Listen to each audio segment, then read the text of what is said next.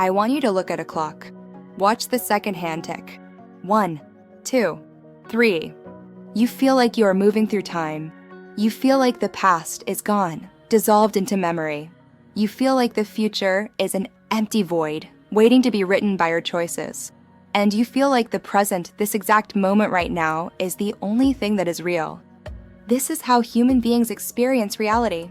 It is called presentism. It feels intuitive. It feels obvious. But according to modern physics, it is completely wrong. In 1915, Albert Einstein published the theory of general relativity, and it destroyed our understanding of time.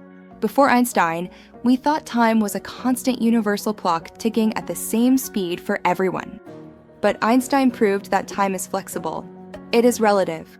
It speeds up or slows down depending on how fast you are moving or how close you are to gravity. This discovery led to a terrifying new model of reality called the block universe, or Eternalism. Imagine the universe is not a flowing river, but a giant, solid loaf of bread. This loaf contains everything that has ever happened and everything that will ever happen. On one end of the loaf is the Big Bang. On the other end is the heat death of the universe. And in the middle, frozen in the dough like raisins, are every moment of your life. Your birth, your first kiss, the moment you are watching this video, and the moment of your death. According to this theory, all of these moments exist simultaneously. The past is not gone, it is just a location down the street. The future is not empty, it is a location up the street that you haven't walked to yet.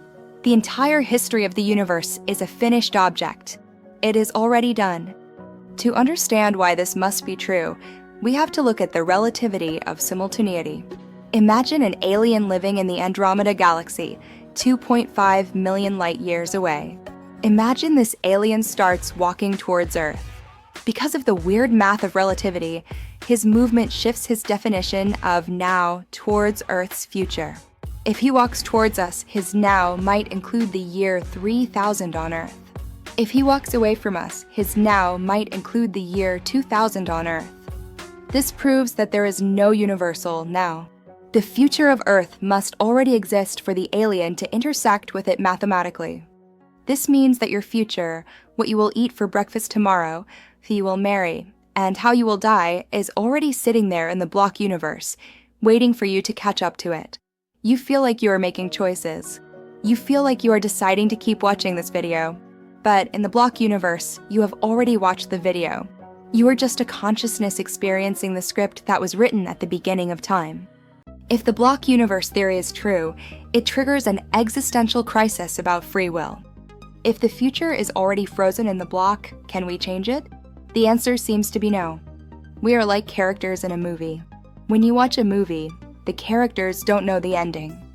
They struggle, they cry, they fight. But the film reel is already printed.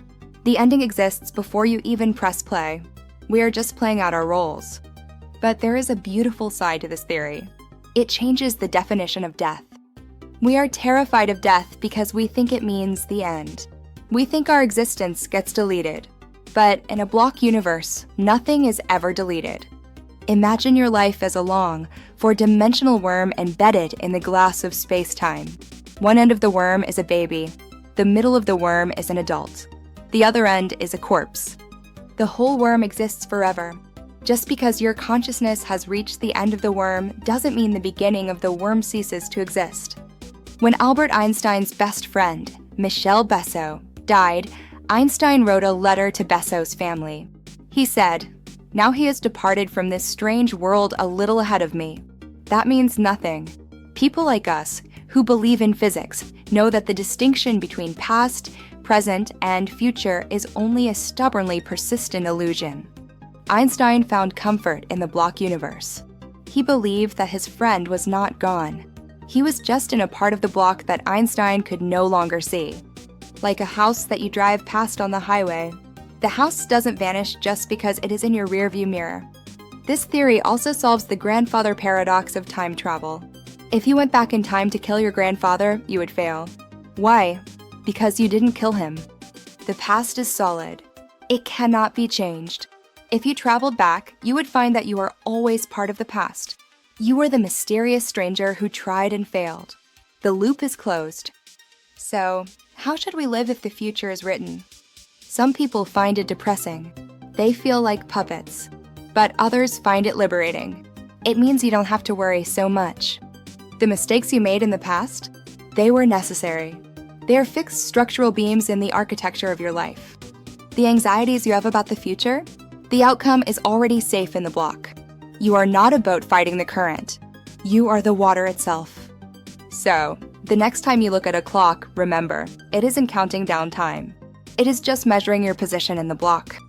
You are a permanent work of art, frozen in amber, existing forever in the vast, silent gallery of the universe. I am your host. See you in the future. Or see you right now. Subscribe.